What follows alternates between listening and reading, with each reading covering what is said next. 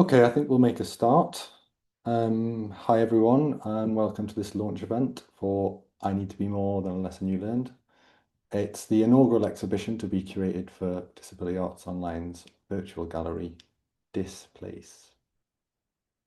My name's Joe Turnbull. I'm the Digital Operations Manager at Disability Arts Online, or DAO as we call it. I'm a white man in my 30s. I've got curly hair and a beard, and I'm wearing glasses. And my pronouns are he, him. I'm just going to kick us off with some housekeeping before we do anything more exciting. Live captions are available today from Maria O'Brien, and you can access these by pressing the big CC button, which should be along the bottom of your screen on Zoom, although it may be in a slightly different position if you're joining from mobile or tablet. We also have the lovely Nikki Harris and Dion Simpson who are providing BSL today. You won't be able to see them on the screen with us. They're in the separate sign language channel today, which again can be accessed with the separate button below, which I believe has the icon of a globe. So that's how you would access that. There will be a designated 10-minute break around 40 minutes in, so about 20 to 5 UK time. But do feel free to come and go as you please. The session is being recorded and we will make it available at a later date. And there will be a designated section for your questions, which you can put to Natalie and some of the exhibiting artists. That's towards the end of the session. So if you can use the Q&A box if you've got a sort of burning question that you want addressed, but you can also use the chat, which is separate if you want to sort of introduce yourself or sort of interact with other people who are attending, or if you want to leave general comments that aren't direct questions, then please use the chat for that. But if it's a specific question you want answering, Q&A box. Yeah, I think that's enough of housekeeping. So I will hand on to Nathalie Boobis. Hello, I'm Nathalie Boobis. I am the curator for Displace. I am a white woman with fair skin and dark blonde hair and a fringe. And today I'm wearing a yellow jumper. So welcome. Thank you so much for attending the launch of I Need to Be More Than a Lesson You Learned, which is the first exhibition that's been curated specifically for Displace. Displace is Disability Arts Online's virtual gallery, virtual online gallery, and we launched it with a soft launch last May 2025 with the brilliant exhibition Towards New Worlds, which was at MIMA, and we digitized it to soft launch the gallery. And then we have been since working to slightly tighten some of the features of it. We can now change the backgrounds.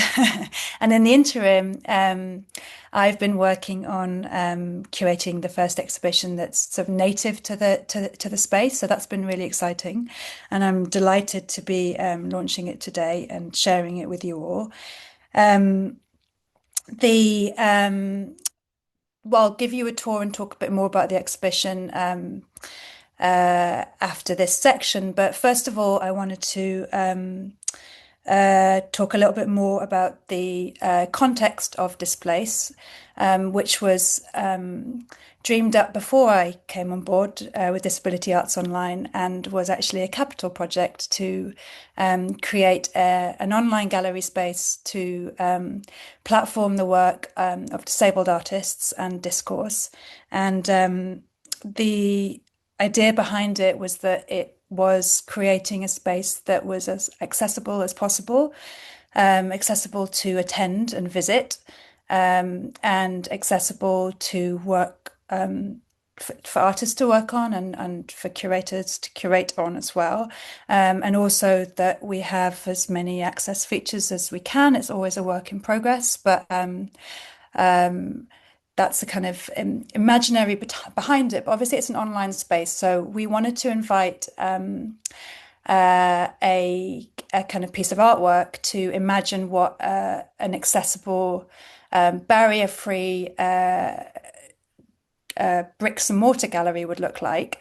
And to do this, we invited the architectural researcher, writer, artist Jordan Whitewood-Neal to dream up an accessible gallery space. And before we talk, Jordan, we want to show you, and because we're launching today, the artwork that Jordan has imagined, and that's going to sit on the homepage of the website, what's already there, and kind of welcome you into the space and kind of help to extend the imagination of what a disabled led gallery space could be.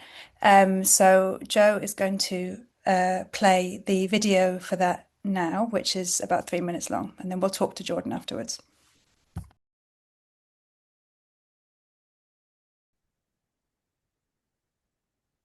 This imagined museum for displace centers around principles of rest, conviviality, and adaptation, expressing different forms of publicity and privacy for deaf, disabled, and neurodivergent folks. Situated within a vast landscape, the sprawling public spaces set across 2 levels are permeated by several large galleries, which provide different environmental experiences of light, sound, and temperature. Each space is intended to challenge the physicality and movement expected by most museums by creating multiple opportunities not only for rest, but where works can be experienced at multiple scales and for extended periods of time. Taking inspiration from multiple places, like the work of artists like Finnegan Shannon and Derek Jarman, movements like the 504 sit-in, and spaces like the Ed Roberts Center in the US, as well as various other references, the design draws from architecture, art, and social movements to imagine a museum space designed for Crip communities as a cultural and community centre.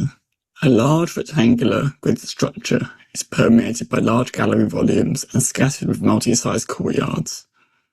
The gallery is surrounded by a landscape of trees and plants, and a transparent facade allows views in. The entrance is framed by a bright pink curving ramp which sweeps up from the exterior landscape, enabling direct access to the upper level. The lower foyer space features multiple shaped seating and rest spaces positioned alongside a bright tree-filled courtyard for visitors to lay, sit and recharge in a calm environment. Artworks are positioned on A-frames throughout the foyer, and in the distance there is a large exterior gallery which another large pink ramp snakes around.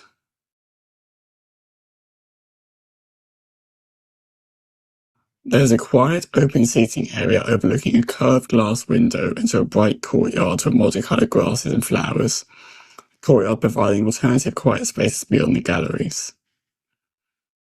A quiet, chill-out space in an enclosed semicircular room provides big comfy seats which can be enjoyed equally in the daylight or the evening. The outdoor gallery features a large, double-height screen showing a moving image artwork, where visitors can experience works at a large scale in the open air. The open gallery on the second floor is light and flexibly organised for relaxed curation and viewing of artworks, with furniture and exhibition boards filling the space.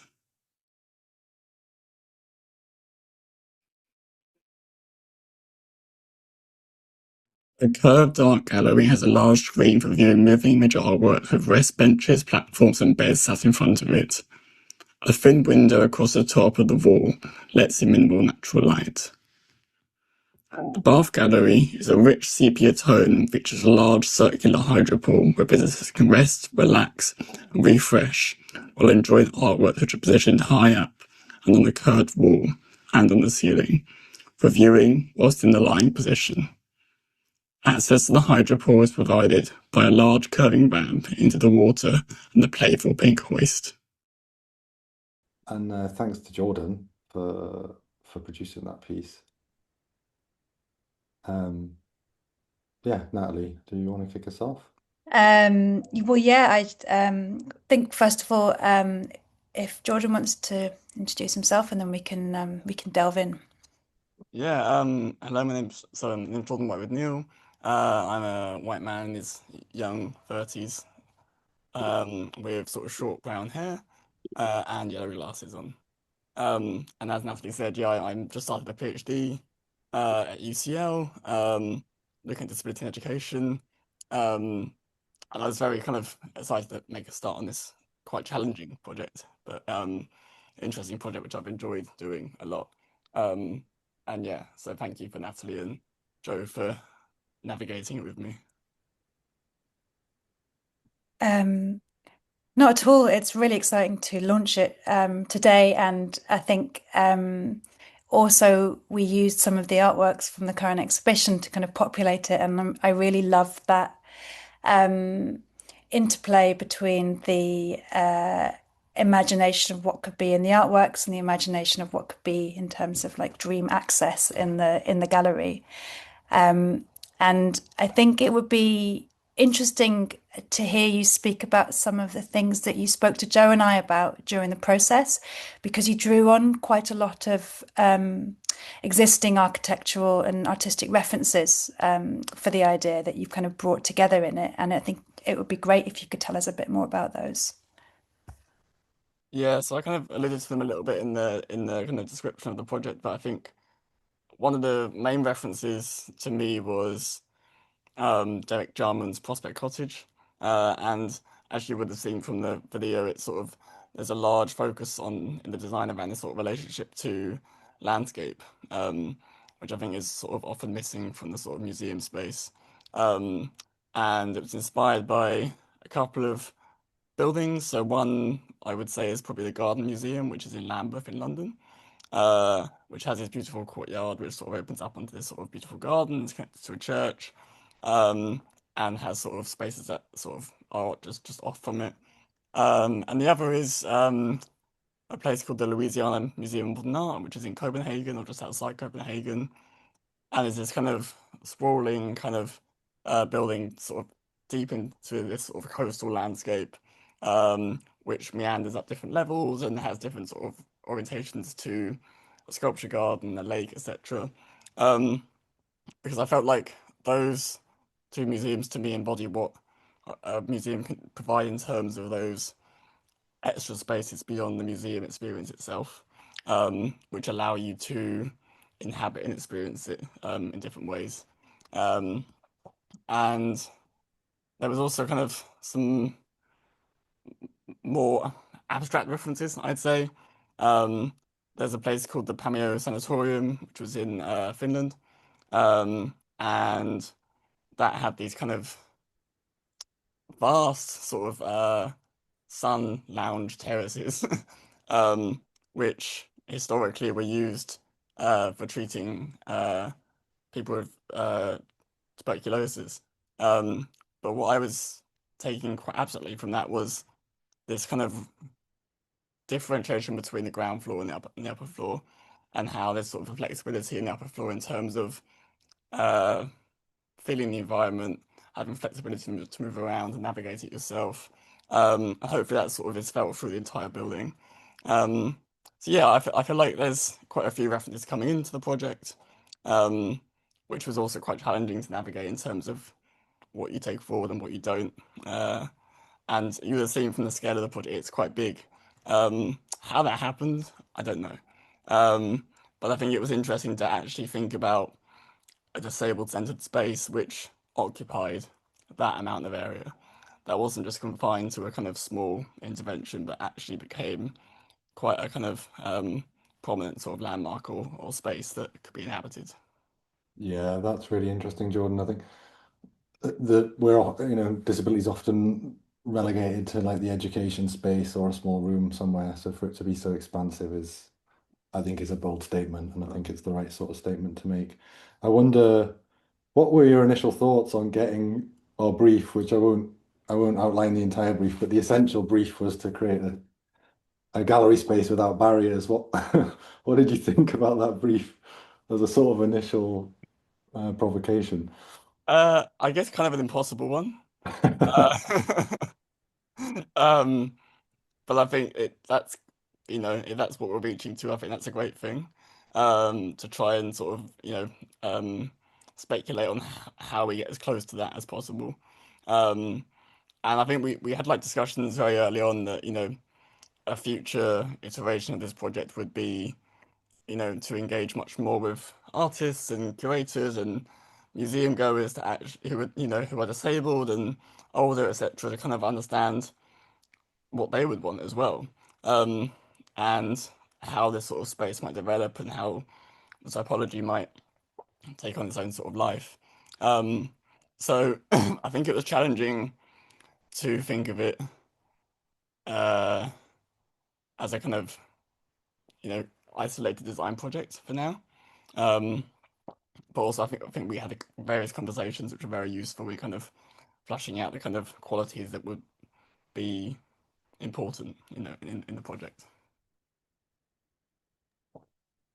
Yeah, I think that's really important to say because I can see a few comments as well about people's sort of personal senses of the barriers in the space. Is that it's a highly speculative prospect rather than a building that would exist. Because I think the brief was really difficult, and because, like you say, it would need to be done if for a building like that to be realized, it would need to be co-authored and really fed into.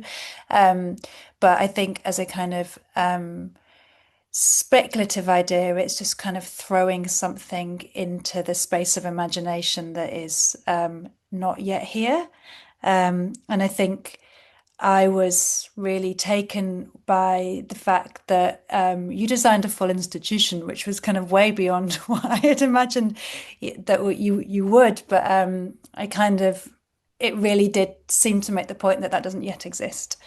But I would, something that I think would be interesting to hear from as well as we talked about what your kind of references were for the project, but obviously we know we're talking about barriers here, and it would be good to hear from you how much of the idea is based on your response to barriers that you've experienced or noticed or heard others talk about, or in your work as an architect, an architectural researcher, about existing buildings from a disability perspective and what you were trying to do differently with this. Yeah. I think before I answer that, I think another important thing to say is I think this is one manifestation of what this space could be among many, many different iterations and manifestations, which would be different depending on different people it is on. And I think that's what is quite generative about this, is that if you gave this to someone else next week and said to do the same thing, you would get a completely different result with completely different focuses and values and ethoses, um, and I think that's going to happen regardless. It's always happened in design. But yeah, in terms of the kind of what this was built off in terms of principles, I mean, one thing for me was about time and the museum space not traditionally being a space for sort of long form habitation. It doesn't have a kind of domesticity to it, doesn't have a kind of homeliness to it, um, and doesn't always kind of allow for you to exist within that space comfortably. So that to me was one important aspect.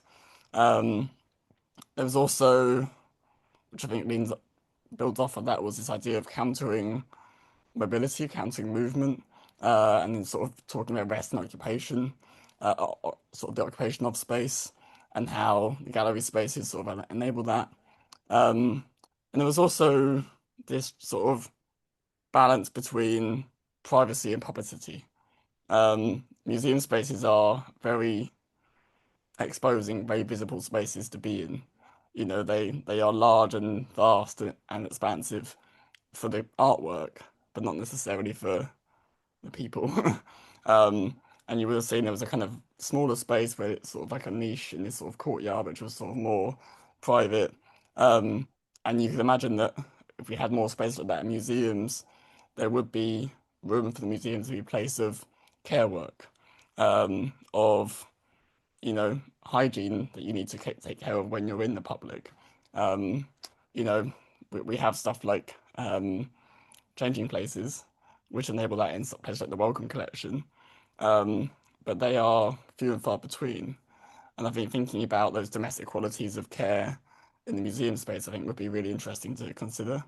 So yeah, and I think also one thing I didn't quite get to explore as much as I wanted in this was how we experience the artworks in different ways. I think I looked at it in terms of scale, and also obviously my favorite space was the kind of bath space, with this idea of you floating in the water and sort of a view in this film above you. But also I was inspired by Finnegan Shannon's project with this kind of carousel of artworks which come to you instead. And I wanted to at some point try and integrate a similar idea of the artworks sort of moving towards you rather than you towards them. That didn't quite happen. But yeah, so there's different references coming in, different sort of challenges. And yeah, hopefully it answers some questions, but I think it also leaves some questions there to be challenged and taken forward. Yeah, I think this was always a conversation starter. Yes. Uh, and a first salvo, if you like, and we would like to explore potentially commissioning funding dependent some other responses to a similar sort of provocation, because yeah, we think it's just a really interesting idea to continue to explore, isn't it? Yeah, and I think the word provocation is really key there, because this is displace, and the work there is about that. It's about challenging what exists and thinking beyond it. And I think it's a great place to start. So thank you so much, Jordan. Yeah, thank you Thanks for trusting me with it. It's been great. It's been a fun process. Thanks, Jordan.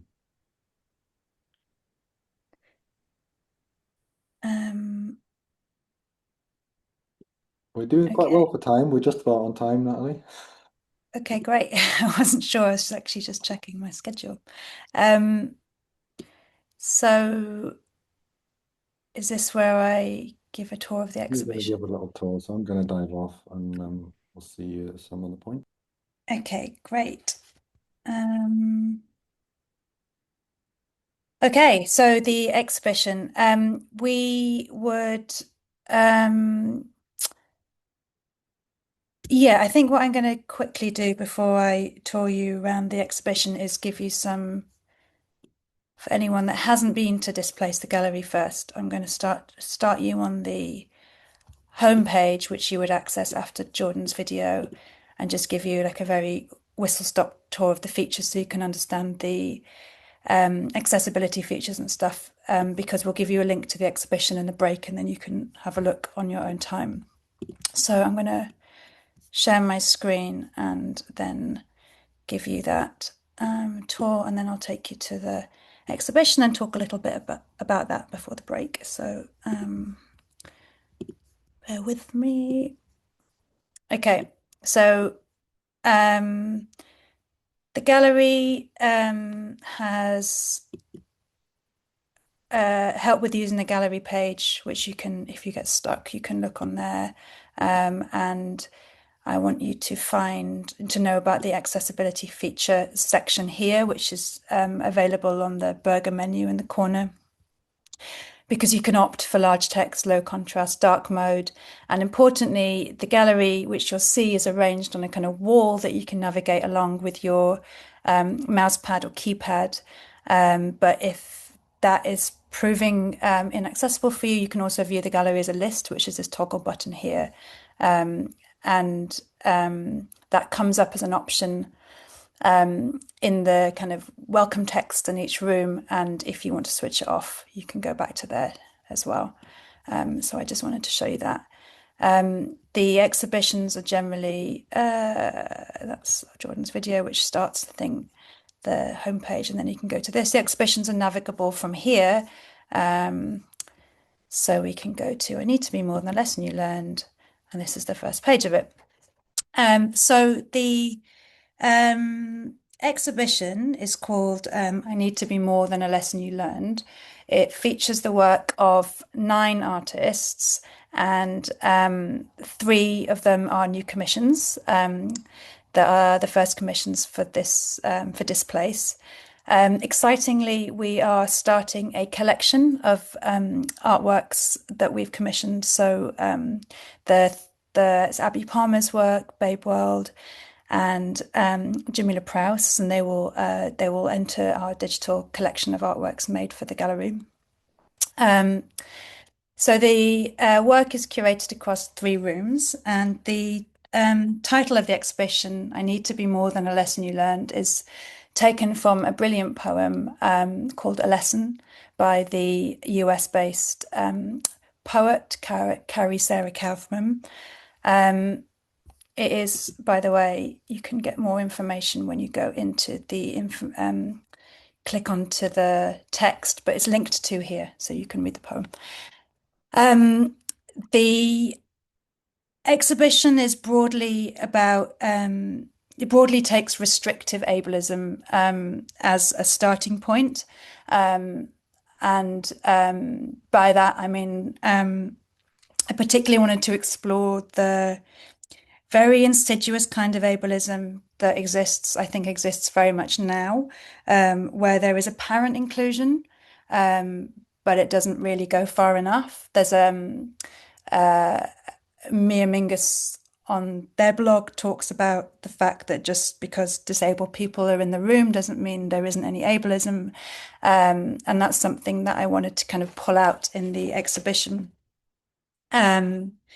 The exhibition is split into 3 rooms, and I'm going to just move that, which you can explore through going to the pages. So room 1, the artworks in this room speak to and call out systemic oppression and ableism. And I'll give you a view of how the gallery works. We've got Babe World's video there. We've got drawings by Christine Sun Kim. And we've got sculptural works by Bella Milroy. I'm going to go back and delve into an artwork so you can see how that functions in a sec, but I'll continue giving you an overview. So room 2 delves into devotion and intimacy, the kind of deep corners of disability culture and care. And we have a film by Jamila Prowse. We've got 2 drawings here by Bella Milroy. We've got a sculptural work by Ezra Benus and a film work by Joe Longhurst. And in room 3, the works in this room look at the sort of challenges and the potentials of disability culture. And we've got a photograph by Joe Longhurst, 2 photographic works / digital works, because she reworked them, by Becky Beasley, a new film by Abi Palmer, and audio, voice, alt text works by the Alt Text Selfie Project.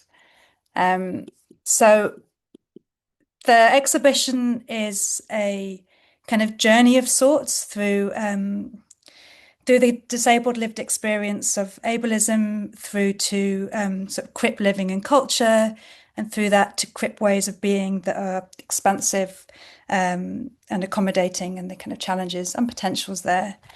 So that's a very brief whistle tour. I'm just going to show you one artwork, or 2 artworks actually, a moving image work. I'll show you Abby's, just so I can show you the access features on it as well. So you navigate through the exhibition. You can either drag and click, or you can use your mouse, and you can click onto an artwork. We have, for videos, you can see different, you can see a BSL version here, or the original version. You can find information about the artwork in writing. You can listen, you can read, you can hear that as an audio track. You can hear the writing in audio. You can experience it as an easy read or as BSL.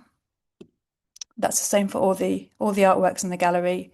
You can access the artist's biography. There's an audio description of Abi's film here and a transcript of the film as well. And on a two-dimensional work, we also have, we have the audio description as well here.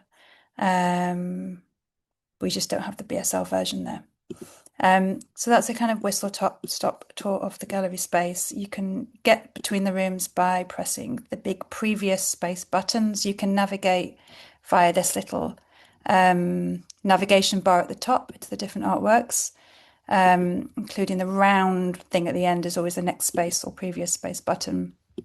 And you can use these arrows to get between the detailed view.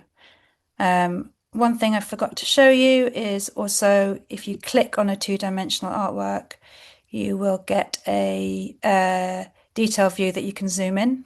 You can zoom in quite far, depending on the resolution, to explore it that way as well. And then you can just click out. I will leave it there because otherwise, I don't want to confuse anybody by dragging you around the website. I think the best thing to do is if one of my colleagues can drop the link into the Zoom chat, if they haven't already, to the exhibition, and then you can feel free to dig around and explore it during the break. And after the break, we'll come back and have a chat with the artists and myself about some of the themes in the work and the exhibition. Yeah. Thank you. Thanks for that, Natalie. I just want to add the bit that Natalie was like scrolling around in the top right, we were sort of kind of conceptualizing that like a mini map. So like wherever you are when you're at the wall view of the space, it's kind of helping you situate where you are on the wall and also to sort of see where the other objects are in relation to each other. So it's just a little kind of a little addendum note there. Okay, hello, welcome back. This section of the launch, we're going to have a informal chat with the artists in the exhibition who are here today. We have, well, give anyone who's just coming back and sitting down a second, and I'll introduce the artists who can turn their cameras on when they arrive.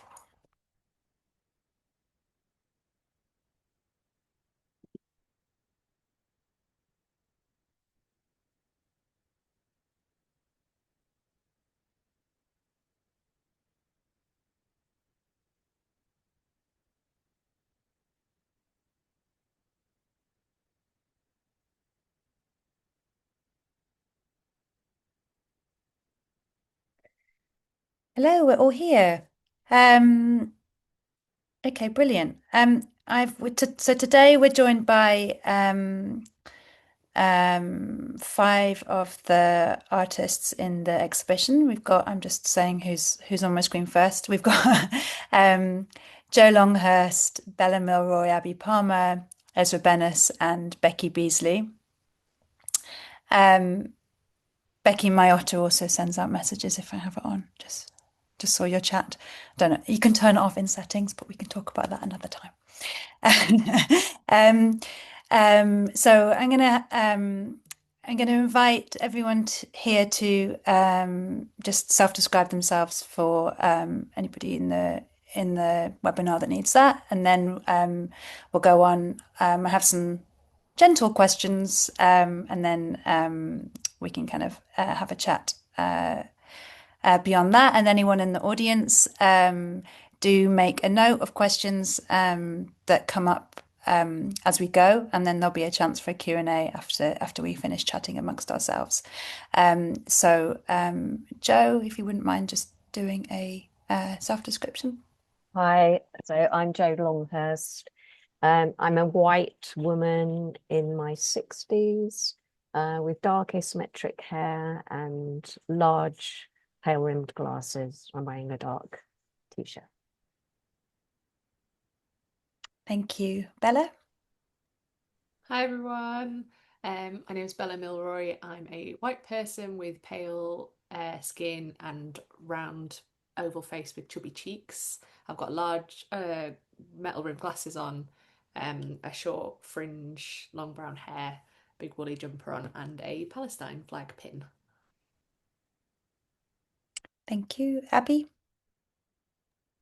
Hi everyone, I am Abby. I'm a white woman in my late 30s with chubby cheeks, browny sort of warm brown hair. I'm wearing a yellow jumper, I've got freckles, and I'm wearing gold wire rimmed glasses.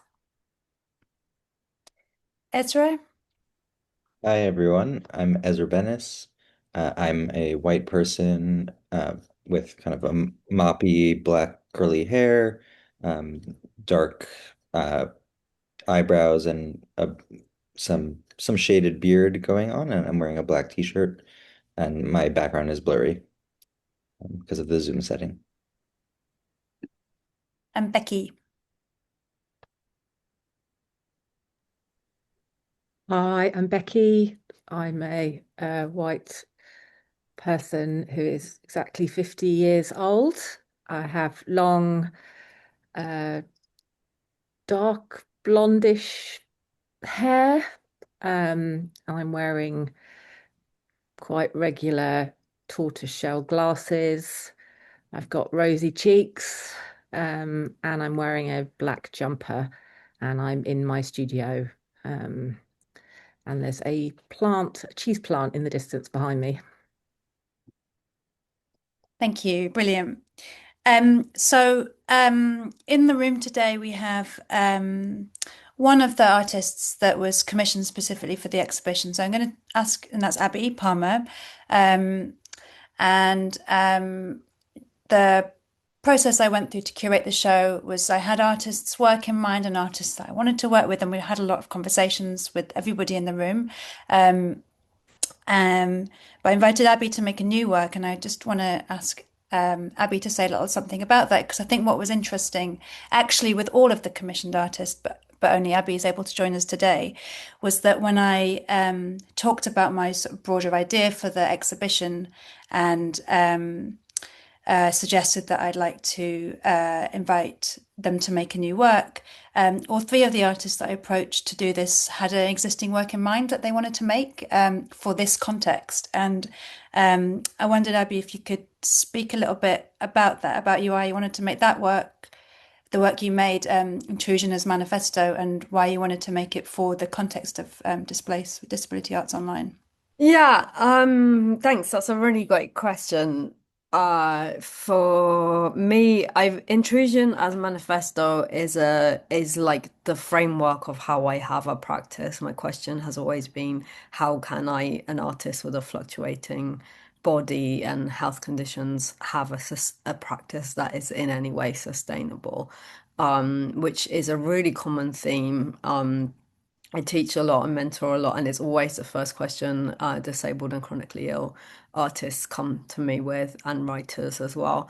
And I wrote an essay for the poetry anthology Stares and Whispers, Deaf and Disabled Poets Write Back in 2017, I believe, where I started to float the idea from like a poetic point of view about like the idea of intrusions being something to acknowledge. Intrusions as in like the things that the state are doing to you, the things that the road is doing to you, the things that your body is doing to you, that make practice in the way that like a normative body might, where you do the same things every day and get better and better, and this like sort of idea of like this sort of graph that's going upwards. I wanted to explore a different version of that. So my question has been, what if I use those intrusions as the jumping off point? So like my work becomes fluctuating in response to my fluctuating body. I've talked about the essay for years. I've talked about them as a manifesto for years, and people are forever saying, "Where can I see that?" I'd love to know what you mean, because it's quite a hard concept to explain quickly, and and I think everyone's own manifesto should be different and around their own needs. So I've just been looking for a place to sort of begin exploring that idea. The moment you got in touch, I had a bunch of other ideas. I think that like ideas that we were starting to like circle, but it really felt like an exhibition that's already identifying that so many sick and disabled people can't access an exhibition space in the first place, is already acknowledging this massive intrusion. And I wanted to kind of think about the institution that held such an idea in it. So it felt like a really great opportunity to begin thinking about that. Yeah, thank you. And it's like, I think what's interesting is that all like there's threads of that in everybody's work, like very, very much so, in this show. And as you were talking there, I was like, who shall I bounce to next to pull on that? But in a very literal sense, what came to me actually was your works in the show, Bella. Because Bella has two different sets of works in the exhibition. They have a series that they've done across a couple of time frames on which are ready-mades on ready-made sculptures using envelopes that have intruded into Bella's house from the Department for Work and Pensions. Which, for those of you not in the UK, is our kind of state department that deals with state benefits. And Bella has another work which is two drawings from a series of drawings of poo bags, which maybe we'll talk about in a different context. But I think that the DWP envelope works would be really interesting to hear more about from you, Bella. Yeah, thank you, Natalie. Yeah, and I was also really, I wrote down when Abi was talking, it was kind of really lovely to hear Abi reference that 2017 essay, which I love so much and I know matters to so many people and to disability culture in general. And yeah, it was also really lovely to kind of see again, like you say, Natalie, these kind of threads, connecting threads of, you know, the artworks that are on display. My artworks are on display, also have like, you know, they kind of emerged around a similar time, kind of 2018, 2019. So yeah, that was just really lovely to kind of reflect on that. And yeah, the envelopes in particular very much chime with that sense of intrusion.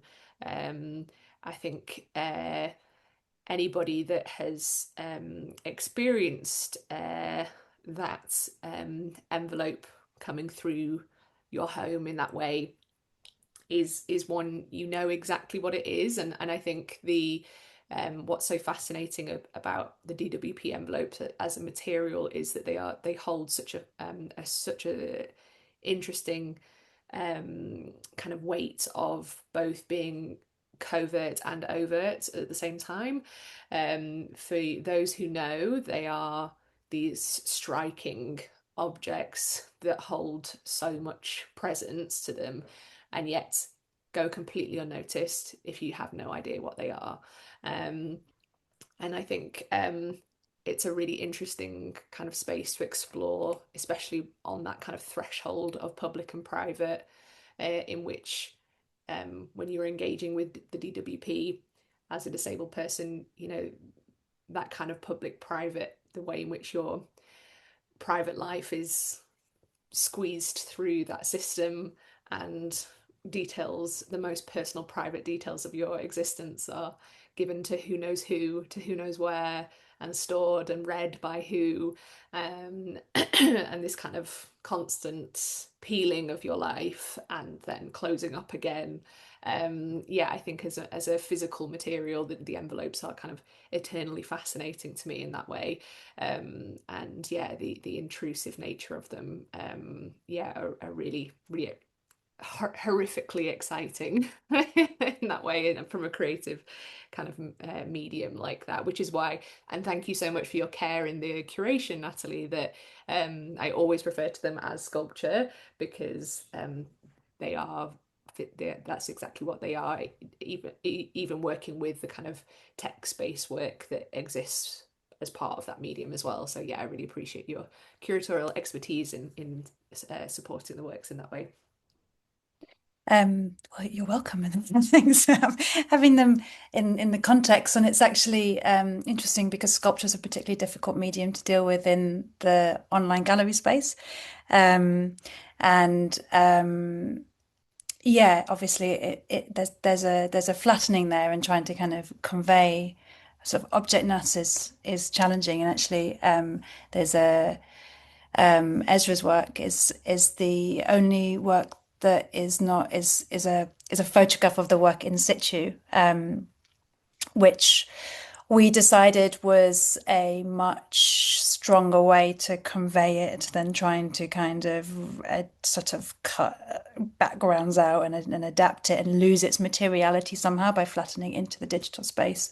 But there is yeah, I've held your Bella and Ezra. I've held your works sort of in tandem in my brain in two ways, both the kind of ready-made objects that you're bringing from your lives into your sculptural works, which Ezra has done in their work Relax, Spherotry of Life, but also Bella's work Poo Bags, which I've placed next to Ezra's in the gallery, which I loved as a little detail in as to pull out around the kind of the sort of intimacies and bodies within practices of care and experience of sickness. And I'd love, Ezra, to hear more from you about the work in the show.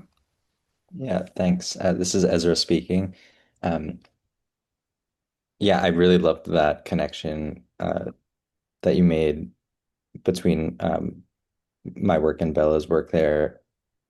Well, also, of course, I think poop is one of those things that isn't, often understood as I guess like cool to talk about, but everyone's like makes fart jokes, poop jokes like when we're younger, and I think neither of these works necessarily are jokes, right? And that's the kind of thing also that for me is really interesting in like how do you bring the things that are often seen as like jokes, which like we can talk about also just disabled people being jokes, or even scapegoated and in lots of different ways. But I think the things that are seen as disgusting, and which I will say it's not.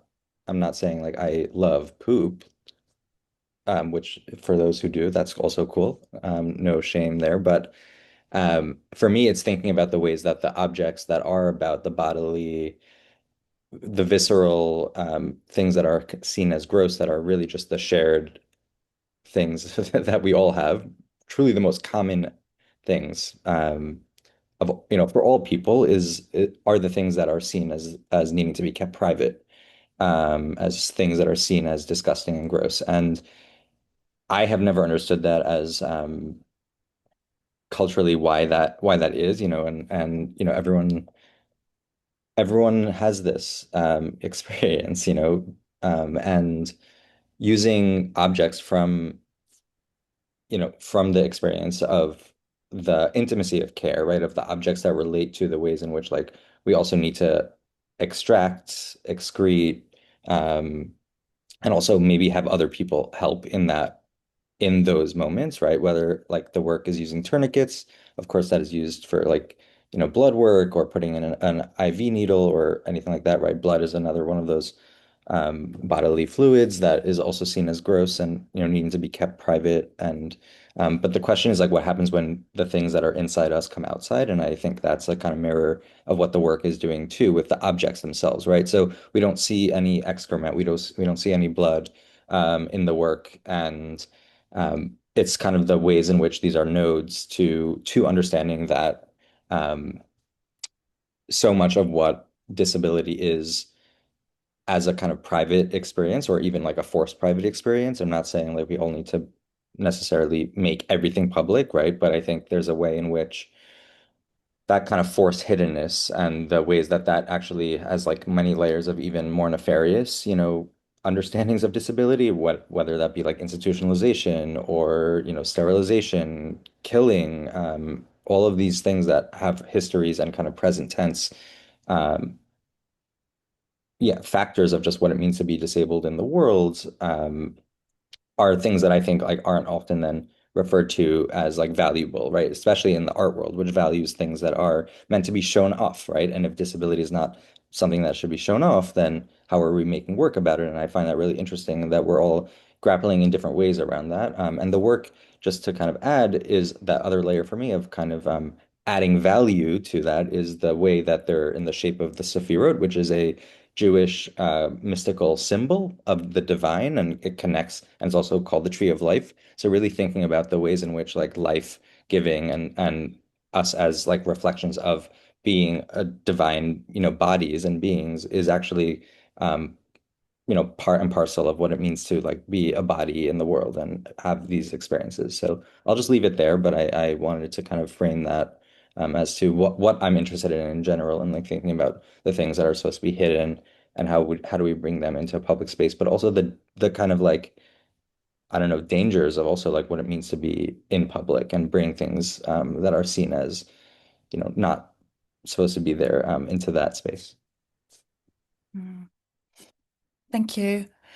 Yeah, there's a lot. There's a lot in that, and I think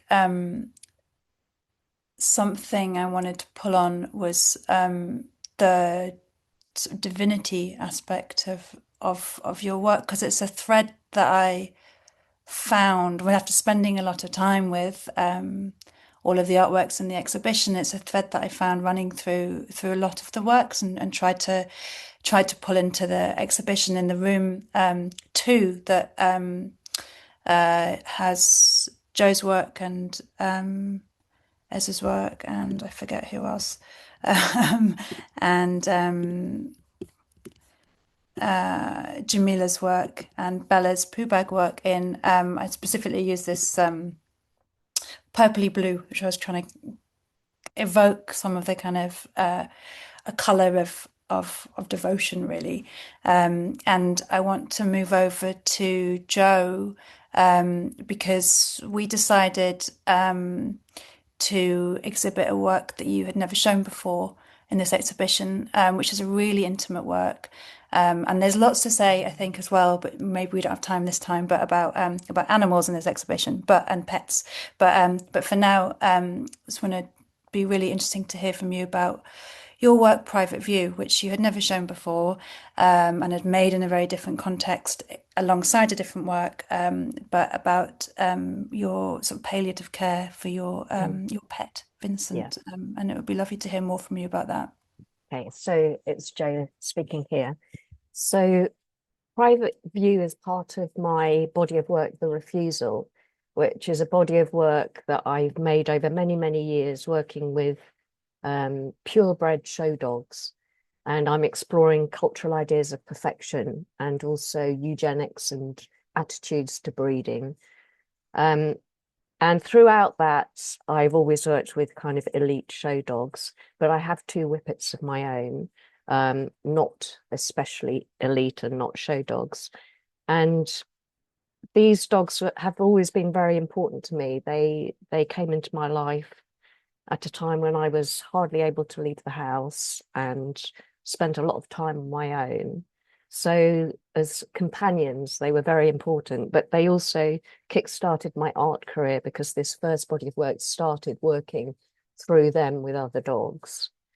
And when Vincent was 14 or so, he'd always been he had this long-term condition, but he'd always been a very perky dog, but it was obvious he was failing.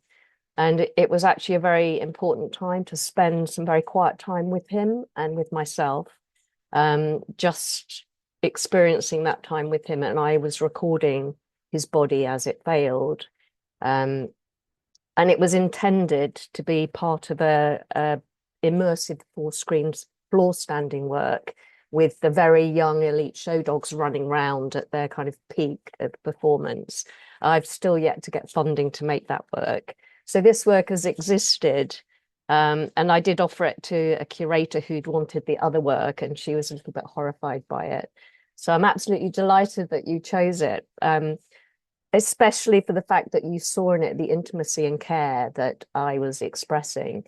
I mean, he is at times hard to look at, purely because it's very much end of life, but it was such an intimate time and moment. And so I'm really glad that, or hope that some of that comes across in the work. Yeah, I think it very much does. It's an incredibly tender portrait. There's another work by Jo in the exhibition called A Dangerous Insinuation, which is a very detailed photograph of bindweed, which is part of Jo's. I'm going to say this wrong. Is it your Crip series? My Crip project. Your Yes. Crip project, yes. Yes. And in my head, I've paired this with Becky's work around this kind of well, both photographic works, but when I tried to write about them, I realized it was so dense. There's so much in them as these kind of images that hint to this kind of unwinding and unmasking and winding, and in Jo's work, and then in Becky, you have this back of multiple meanings, and this looking back and this kind of shadow of a back, and there's a lot in your work, Becky, about unmasking, but I think what I was really interested to hear from you whilst you're here today is you made that work a few years ago after late in life diagnosis, and then we're I think 4 years later, and you decided specifically to kind of remake it, and it has a 2026 date for the exhibition, and you kind of digitized it by recreating the pole, the hanging system that you used in the original gallery as a sort of digital drawing. And it would be great to hear from you about what it means to show that now, after considering it was so connected to something you were going through. Hi. Yeah, thanks, Nathalie. Yeah, I found it quite emotional, actually, and I think you've sort of touched on this sort of time frames. I have a very kind of iterative practice where we'll sort of cycle back to work or themes or kind of things that I still had things I wanted to extract more kind of thoughts out of. And yeah, so it's 5 years and a bit now. And I made these in the first year after my late autism diagnosis when I was 45. And so yeah, returning to them now, I have actually found much more emotional than I was expecting. Also, the I've remade the frames, not to be all kind of nerdy and with you, but yeah, the borders and the frames and the gold hanging poles, which mirrored the brass hanging system I used for the physical earlier version. But I think very, very much, I think I just feel like the things that you've said and that you've written about so beautifully, Nathalie, but also like personally right now, it's just about this is sort of really deep heart of kind of what I think of as a kind of mutism, which can feel like, screaming in the dark and like nobody's like listening to you, not being heard. And that might be in reality the form of like speaking directly to somebody that you're asking help from, and as I've said before, watching that person turn and walk away. And that can happen in so many different nuanced ways. I think certainly for me as a autistic with my own profile is most often the sort of closest sort of family and friends and those type of situations. So it's really complex, like trying to speak about speaking,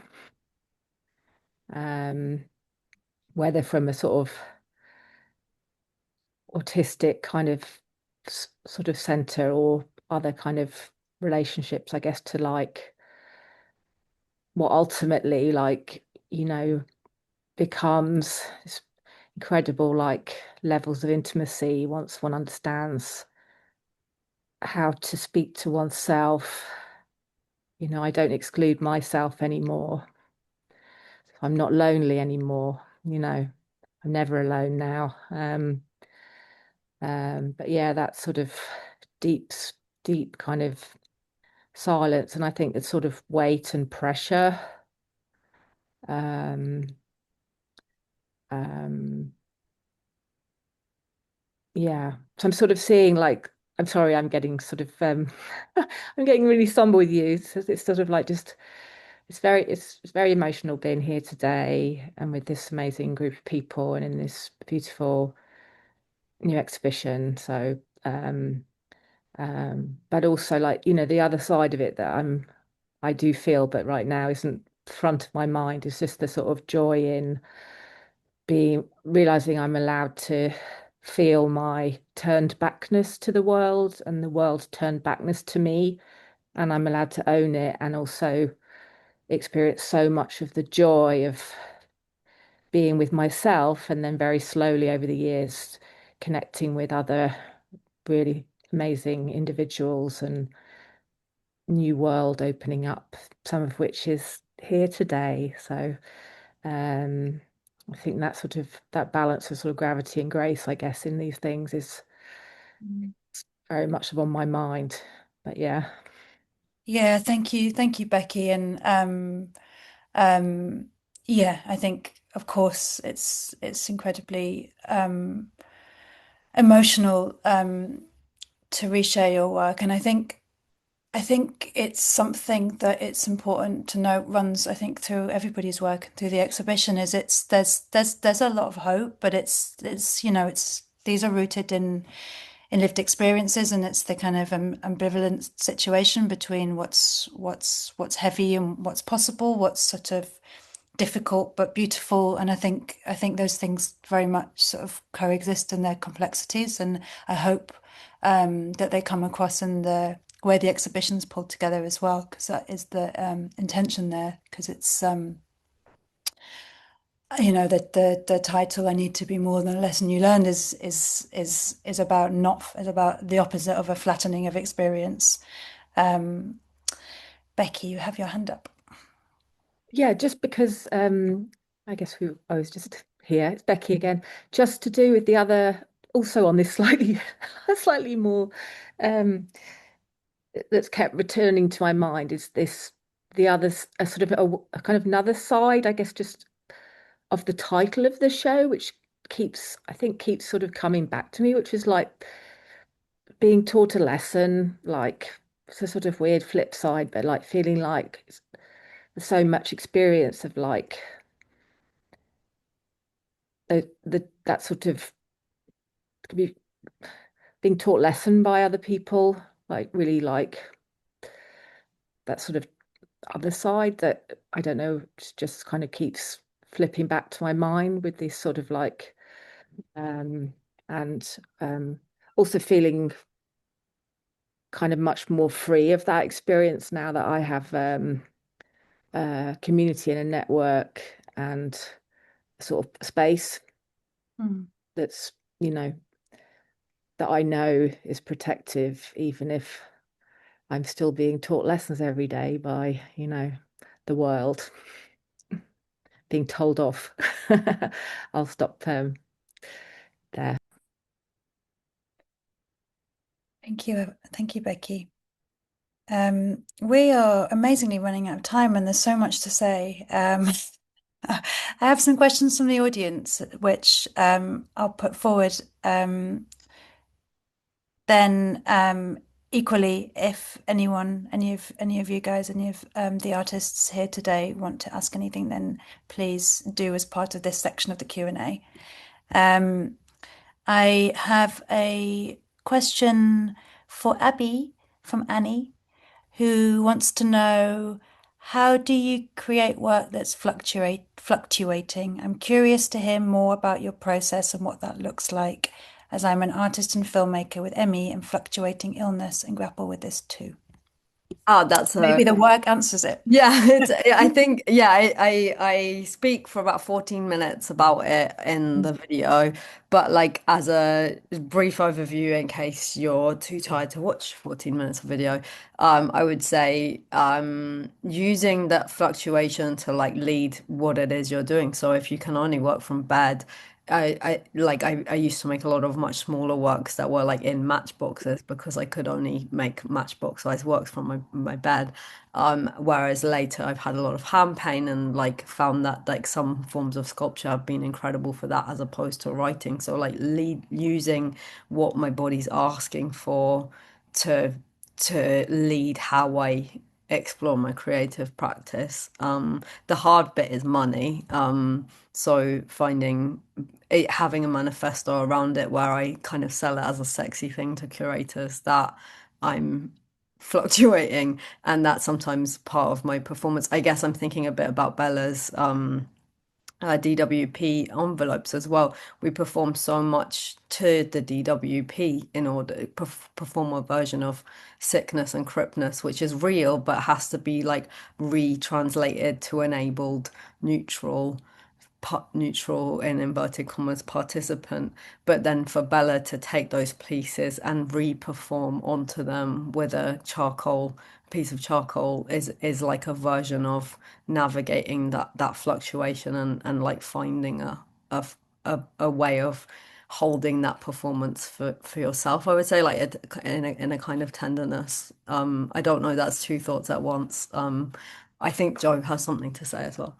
Yeah, hi. I was just going to add to that. I think a lot of people have fluctuating conditions and it can be really hard to deal with. But I find that I don't know whether it's just creatively, that's the way I go because that's my constraint. So I work with it. But I always tend to make works that can be picked up and put down again. So they can be worked at. And quite often I work on works over years, and funding is always a problem. Especially if you do get funding, they want it done quite quickly, which can be a big problem. But generally, I think, like Abi mentioned, I've got lots of ideas of what I want to work on. So I then pick them off and I work at them slowly and in bits and pieces so that they can all come together at some point as some completed or not always completed. Sometimes they evolve later, but that's a good way to go. So just to be mindful of things, I don't take on works that have to be worked at all day in a studio very physically. I'll take on things that I can pick up and put down again and then go back to later. Bella. Yeah, again, just to follow through on what Abi and Joe have brilliantly kind of said there is, one thing that I've reflected on in being able to be part of this brilliant exhibition is just how wonderful it is to get to share these artworks that some of them have been shown before, but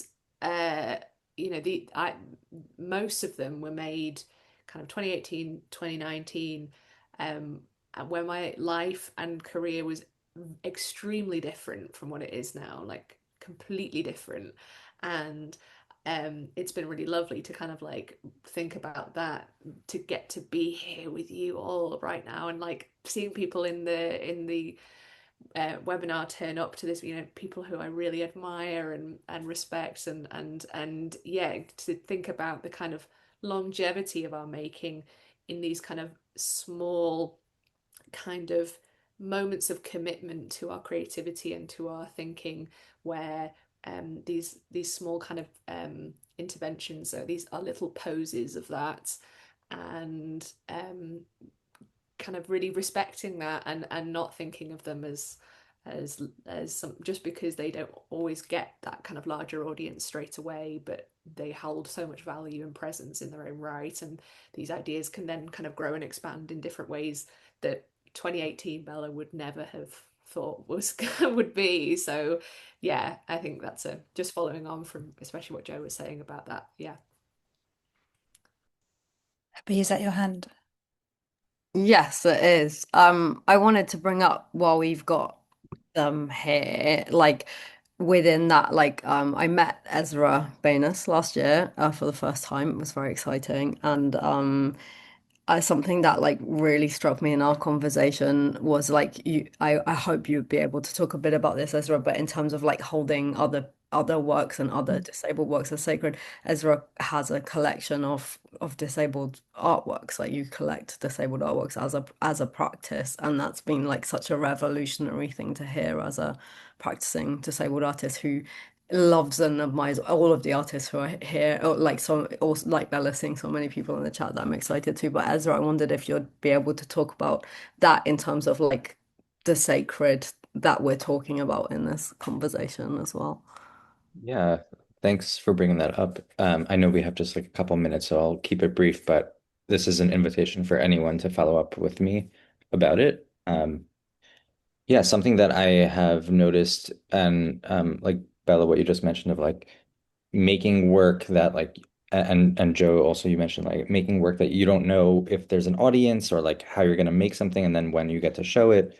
And I think the thing is like sometimes we are the audience, right? Like we make it for ourselves, but also like when I say we make it for ourselves, like yes, as an individual, but like the ways in which we're making work speaks to also experiences that other people here are having or have had or will have, right? And I think um that is a really important, thing to understand is like the kind of lineage and legacy of what it means to be making art around and with and from disability in some format. And I think why I started making a concerted effort to collect works by people making who maybe self-identify with the word disabilities, some who are dead and made work around illness and disability and maybe didn't use those words. Some people make work around topics that are like about disablement, right? Whether, and so these are kind of the expansive ways I'm thinking about how it is really important to understand like the the ways we feel isolated in both our own like personal lives, but experiences of making art are actually like the conditions of disability, right, of in our world. And so building a collection is a really important way for me. It was a way for me personally to feel not alone in the things I was thinking about and making. And then I started to understand this is important, for kind of understanding that like, yeah, it's for, a far future, but I also am hoping to get it to a place where like it's just around also people being able to access it now, right? Not for like a future, thing where like people look back into the archive. It's like also for us now. And so I'm still figuring out how to make that happen. But yeah, it's artworks and also like zines and books and posters and things of that sort. So um, funding is another major thing, and space is another major thing for being able to make this like happen. But I would love to talk to anyone interested in that. Yeah, and so the connections are here, right? We're in this like group exhibition together, and that's really important, right? Of like understanding that we're making work not in a void. And yeah, that I'll leave it there. Please get in touch about it, anyone who wants to chat. Thank you, and thanks for bringing that up, Abi, and asking Ezra to speak about it because it's an incredibly exciting part of their practice, and yeah, hopefully there's someone with lots of money in the room who can help it happen. We've run out of time, which is a shame because there's more questions and there's more things to talk about. If you're in the audience today, please fill in the feedback form, and if you have like more, it doesn't just need to be like, did you like the event? You can put questions in there that for us to think about, for us to put to the artists, to keep the conversation going as well. And I just want to say thank you so much to you all. I'm so excited by this exhibition, and I really hope that everyone has time to explore it. It is on for a glorious year, so take your time, look at it in bed, like revisit it. That's the whole idea with this. You can come back, you can see it in your own time. It's not going anywhere for a long time. So thank you, and thank you to everyone that has joined us today, and to all my colleagues for supporting, and to our BSL interpreters today, and to Maria for doing the closed captions. I hope you all have a good rest of the evening. Thanks so much.